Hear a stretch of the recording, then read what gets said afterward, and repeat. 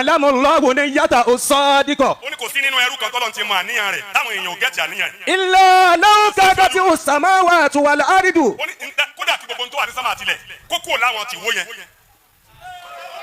laja'ala Allahu lahu. law kadatihu as-samawati wal ardu. law kadatihu as-samawati wal ardu. kí wọ́n tó papọ̀ kó má jẹ́ ìwó kó jẹ́ ìwó sí. laja'ala Allahu lahu. gbogbo kan wá kójọ kí wọ́n wá fèsì babalágége tó sì jẹ́ pé babalágége ò ní nǹkan mi tó yàtọ̀ sọ́lọ́run. laja'ala Allahu lahu min baynihima makhraja. Allahu akbar lọ kí bó ṣe dókòó yẹn náà. laja'ala Allahu lahu min baynihima makhrajan. gbogbo ìgbà tí wọ́n bá ti ń pète pèrò aburú wọn yẹn ẹ̀ ní ma bí babalágége ó ṣe yọ lára wọn. A single message for a global community, connecting the Yoruba heart to the soul of Islam. Adam Al-ilory tí o bá rí mú ó máa dùn mí mo sì ń wí náà ni bó ṣe wá náà ni mo ń wí jáde wọ́n bá ti wá náà oníṣẹ́ mi ò yẹ kó lè mú olóore wa ni Sheikh Adam Al-ilory bíbẹ̀ yẹn. olóore wa ni Sheikh Adam Al-ilory. wọ́n kọ́ wa ń kéwú wọ́n tún fi wá mọ̀nà ọ̀nà rẹ̀. wọ́n kọ́ wa ń kéwú wọ́n tún fi wá mọ̀nà ọ̀nà rẹ̀. ọba Olúwa bá wa kájí Adam Al-ilory. ọba Olúwa bá wa kájí Adam Al-ilory. ọba Olúwa bá wa kájí Adam Al-ilory. ọba Olúwa bá wa kájí Adam Al-ilory. ṣàlékún iṣọ́ Mudeer Habeebu afárẹ́. ṣàlékún iṣọ́ Mudeer Habeebu afárẹ́. olóore wa ni Sheikh Adam Al-ilory. wọ́n kọ́ wa ń kéwú wọ́n tún fi wá mọ̀nà ọ̀nà rẹ̀. ọba Olúwa bá wa kájí Adam Al-ilory. bíbẹ̀ ọba Olúwa bá wa kájí Adam Al-ilory. ṣàlékún iṣọ́ Mudeer Habeebu afárẹ́. ṣàlékún iṣọ́ Mudeer Habeebu afárẹ́. ولقد سبقت كلمتنا لعبادنا المرسلين إنهم لهم المنصورون وإن جندنا لهم الغالبون. القرآن لقد سبقت كلمتنا لعبادنا المرسلين. بسم الله الرحمن الرحيم. ó yẹ kó mọ̀ pé ìbàdàn bá bẹ tó dásìkò tá a wà yìí wọ́n ti ṣàwùsù. ولقد كرمنا. ولقد سبقت كلمتنا لعبادنا المرسلين إنهم لهم المنصورون وإن جندنا لهم الغالبون. inú mi dùn pé ẹsẹ̀ pé kódà kẹsẹ̀ má pè ní bíbá yìí ibi tí gbogbo ẹsẹ̀ ti gbá tí wọ́n fi pè lẹ́sẹ̀ pé ojú pé ìbẹ̀ la wà yìí. ẹ jà foríjì fún mi kò sí ilé ńlá kan tó ju Markaz lọ. kò sí ilé ńlá kan tó ju Markaz lọ. so ẹ mọ ibẹ̀ la wọlé. ولقد سبقت كلمتنا لعبادنا المرسلين. bọ̀rọ̀ lẹ́nu tèmi náà gba tẹ́lẹ̀ ọ̀gá tó wà fẹ́ bá wa lágége. Ya Satar. ó fẹ́ rẹ̀ ra díẹ̀ ni ṣùgbọ́n kò ní rẹ̀ ra amúrẹ̀ lódò. إنهم لهم المنصورون. jẹ́ kí n wojú alikali onímọ̀jẹ̀sì. لقد سبقت كلمتنا لعبادنا المرسلين إنهم لهم المنصورون وإن جندنا لهم الغالبون. ṣé mi lè tó àyà yẹn bó ṣe yẹ ká tu tẹ́lẹ̀. Al-Qur'an ní laqad sabaqat kalimatuna li'ibadina al-mursalina ní ti pàápàá a ti sílì ẹ̀ o ti wà sílì li'ibadina al-mursalina fáwọn tá a rán níṣẹ́ tí o mọ̀ bóyá lè alórí mina al-mursalin. Masha Allah. annahum àwọn tá a rán níṣẹ́ yẹn al-mursaluna yà ní al-mursalun lahumul mansuruna àwọn kan ní mansuruna o ṣé o jágbá àwọn tá a rán kan ní mansuruna o ipò tó kéré sí mursaluna ní mansuruna gbogbo mansuruna lil mursalina ni wọn. wa inna jundana àwọn jundu wa àwọn kan ní galibu náà mọ̀kọ́ mu galibu yẹn lè jundina al-mursaluna gbogbo ẹni tá a bá ná gbogbo àwọn tí wọ́n bá ní nǹkan tó pọ̀ ẹ̀rí gba Abiola mina al-mansurina fi hayati walakinnahu li Sheikh Adam. Masha Allah. buka Saraki àgbà mina al-mansurina walakinnahu li Sheikh Adam. Buhari alago Bedemasi mina al-mansurina ṣùgbọ́n mo ti pọ̀ tó yẹn lil mursalina kó a máa lọ pé mursalina ni máa lọ pé mansuruna ni mursalina dabara nù ni ẹ o mọ̀ tó ń tunu. ọ̀pọ̀ dàbí ẹnu. aligalibu gbogbo àwọn akin bí mo ti kéré yìí ana mina aligalibi na. Ya Satar. ṣùgbọ́n galibu yẹn li jundina al-ilory ni jundu gbogbo wa galibu ẹrú rẹ ni wa baba lórílẹ̀ mina aligalibi na walakinnahu li Sheikh Adam. baba àwọn lala àwọn manyamanya bẹ baba wa godi ni lọri mina aligalibi na walakinnahu li jundina.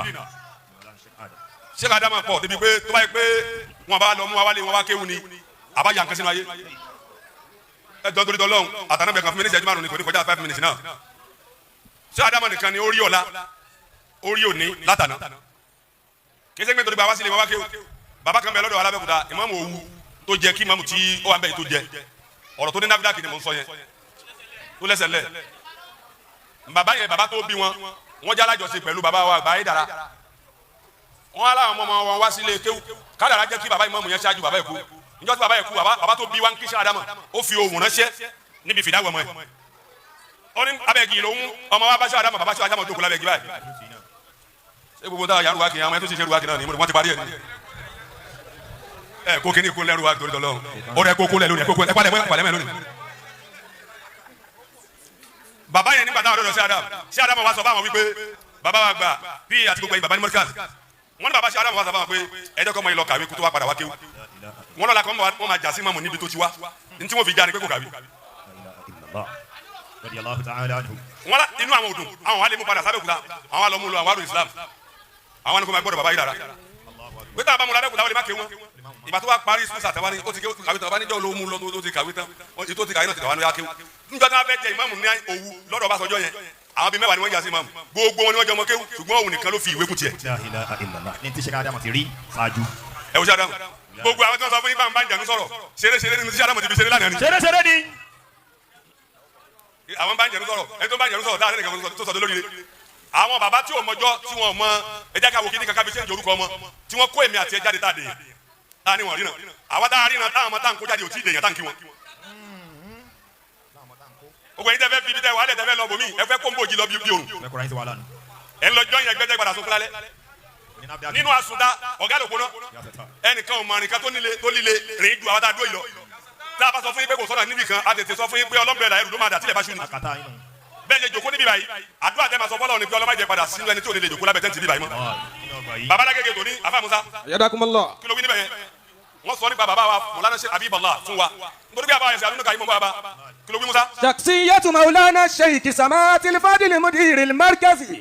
baba alágége ń tó jẹ́ kémi dá wọn mọ̀ ń tó jẹ́ kése pé kéwu wọn mo ké ju tẹgbẹ́ lọ àwọn tá a jọ ké pọ̀ àwọn tó yé jù wá lọ́pọ̀ ṣùgbọ́n àwọn tó dúró níbi táwa wà ní òpọ̀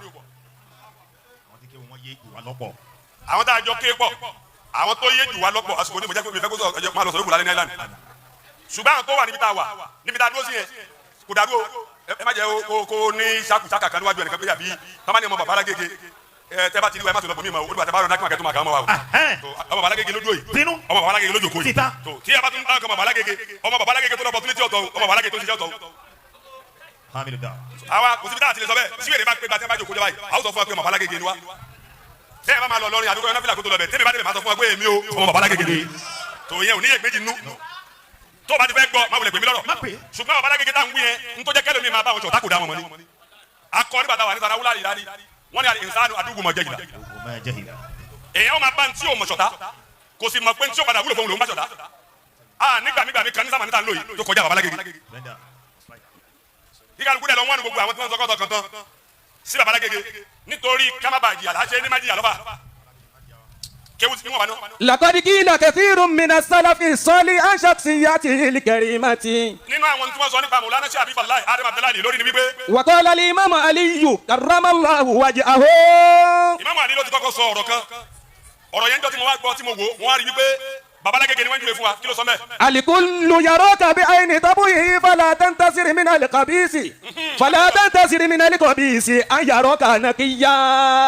wọ́n ní gbogbo kálukú máa rí ẹ bóun bá ti rí ni kì í ṣe bí wọ́n ti rí màá máa rí yín bí mo ti rí mi ò lè rí yín bẹ́ẹ̀ tí tó. fala tantasir min al-khabisi kéwù dáadáa. an yaraka naqiya. ẹni tẹ́rẹ̀ wà lára rẹ̀ máa expect kó máa rí ẹlẹ́ni tó mọ́.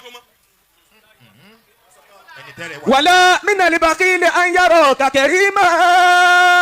o lè expect kí àwọn kó rí ẹlẹ́ni tó ń tọrẹ àpàlù máa gbẹ torí tí wọ́n dá mọ̀hún làwọn tí wọ́n bá ti wá ná alápàdé lẹ́yìn bó ṣe náwó. wala min al-munafiki an yaraka sadiqa. wala min al-munafiki an yaraka sadiqa. wala min al-munafiki an yaraka sadiqa máa expect pé munafiki máa rí ẹ lẹ́ni ní olódodo munafiki tiẹ̀ náà lòun náà rí ẹ bàbá alágége ni mo ju ẹ máa bọ́ máa bàbá. wa an wabibun man bahi rahimallahu ta'ala.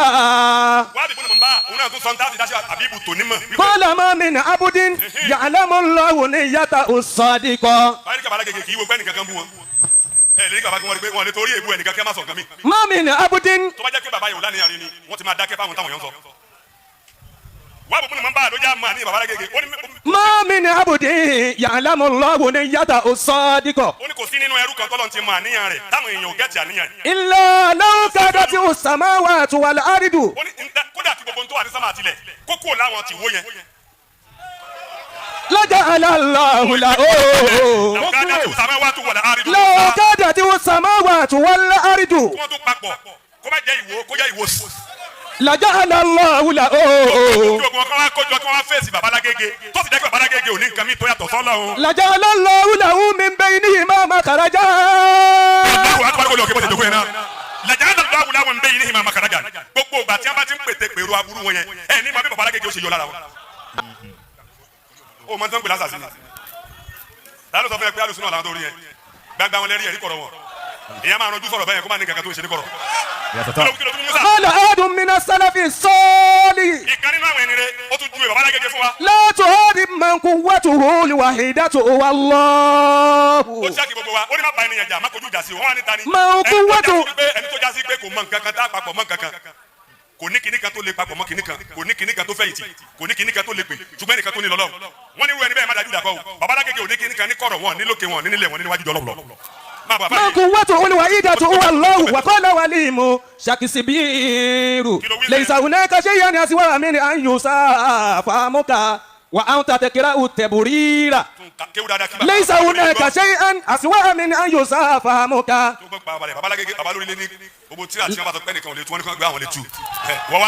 laysa hunaka shay'un aswa min an yusafamuka wa anta takra'u taburira. wọ́n ní lẹ́yìn ṣàṣẹ kò sí kíní kan tó àṣìwá kò sí kankan tó burú tó. min an yusafamuka káwọn èèyàn máa ṣe é gbọ́. wa anta takra'u. ẹgbọ́n nùtọ̀ yìí kò sí kankan tó burú tó káwọn èèyàn máa ṣe é gbọ́. Musa wa anta takra'u taburira. wọ́n wá kọ́ àti wá ṣàlàyé ara rẹ pé ntí mò ń wí rè wọ́n ṣì yẹ gbọ́ ìwọ́n dẹ̀ sọ ní tó wí báyé gbogbo ìgbà tí a bá ṣe babalágége gbọ́ ní babalágége máa sọ àlàyé tí wọ́n ń sọ pé ẹ̀yin lẹ̀ nílà káyé ni ò jẹ́ gbọ́ mi. wa qala ahadun minal hukama. la tu'amil kullan nasi bi uslubin wahidin. la tu'amil kullan nasi. má bá gbogbo èèyàn lò bí uslubin wahidin. ẹ wọ babalágége ọ̀tọ̀ ni bí wọ́n ti ń bẹ́ mi lò ọ̀tọ̀ ni bí wọ́n ti ń bá àdílé lò ọ̀tọ̀ ni bí wọ́n ti ń bá jákèmánù lò ọ̀tọ̀ ni bí wọ́n ti ń bá píye lò la tu'amil kullan nas. bí o sì lọ́wọ́ bí wahidin wa kullul maridọ́ falaysa kullul maridọ́ yakusuna nafsa dawa'i. kì í ṣe gbogbo àárẹ̀ ló jẹ́ pé oríṣi oògùn kan ṣo ló lè fi wo gbogbo wọn. àwọn àárẹ̀ kan bẹ bàbá mi àgbà ọ̀gá gbogbo wa nínú ilé bàbá wa onílé márùn laysa kullu maridọ́ yakusuna nafsa dawa'i. o lè máa fi oògùn òtútù wo nínú ẹni tó bá yẹ kí o fẹnu bá sọ̀rọ̀ fẹnu bá sọ ẹni tó bá yẹ kí wọ́n nà ní àmà wọ́n nà lámà ẹ̀rí pé àwọn tí babalágége bá nà àmà mọ́ lórí àmà ló fìtì wọn àwa tí bílálà fìtì wa wọ́n fún wa ní bílálà ẹ̀rí pé babalágége ò fi àmà sórí wa torí wọ́n mọ̀ pé orí tiwa yóò nídìí àmà àwọn tẹ́ ẹ̀rù pé kí wọ́n nà àmà sí yẹn dìde nìkan ó ní bàbá yẹn ó ní ó ti di ó ní tẹ́lẹ̀ ó ní wáyà lódì ó ní ṣùgbọ́n ó ti di transformer mu mo wá rí pé òun gẹ́gẹ́ ló di transformer mu bàbá tó wà ní ìwò yẹn ẹ̀rí pé ó ti di transformer mu fúnra rẹ̀ tí o bá di transformer mu ẹ rí i pé gbogbo ń taaro kó wà lára ẹ ní kéwú kò dẹ̀ sí lára ẹ mọ́. nítorí pé láàtò hárì mọ́tò wàtò wọlé wàhídà wọlọ. ó ń dájú kọ babalágége láti ja babalágége lógun Markaz ló fẹ́ jà lógun. Adama ale alori Adama ale alori. If this message brought you value, help us reach more people. Subscribe, say message to communities láti gba ìmọ́lẹ̀ Islam tẹ̀lé Yoruba.